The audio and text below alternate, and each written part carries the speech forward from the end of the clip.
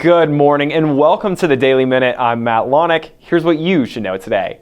A decision on a Lincoln Convention Center site, which was promised by the end of the year, is on hold while Assemble Lincoln waits for final information from federal officials on the post office building in the Haymarket, one of 3 finalists.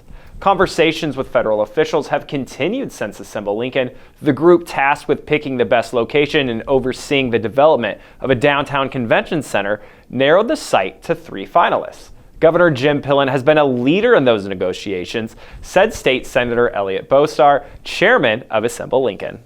The city and county plan to release a request for information in January to see what providers would be interested in running a low-barrier homeless shelter for people who can't or won't go to the People's City mission, something homeless advocates have said for years is a need.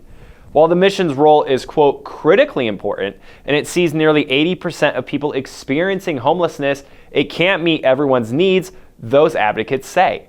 The low-barrier shelter would have fewer requirements and meet people where they are, they say, making sure they are safe and have shelter.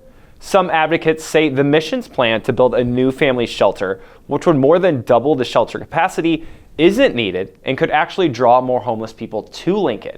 The mission's pastor Tom Barber disagrees, saying the city needs the shelter space not for chronically homeless, but for Lincoln families who are in crisis and now have nowhere to go.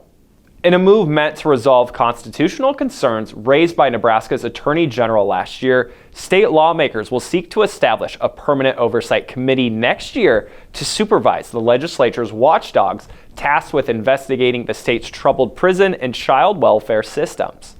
The plan to establish the new committee was unveiled at an annual gathering of lawmakers by Speaker John Arch and legislative staffers. It comes more than a year after Attorney General Mike Hilgers suggested the watchdogs, formerly known as the Office of the Inspectors General, were unconstitutional in a legal opinion. Though Hilgers' opinion was non-binding, Nebraska's Department of Correctional Services and Health and Human Services almost immediately shut off access the Inspectors General had to agency facilities and records, leaving the legislature without oversight of the agencies for 6 months.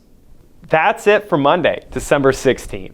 Stay in the know with Lincoln's longest-standing news source at journalstar.com. Have yourselves a great rest of your day, and we'll see you back here tomorrow.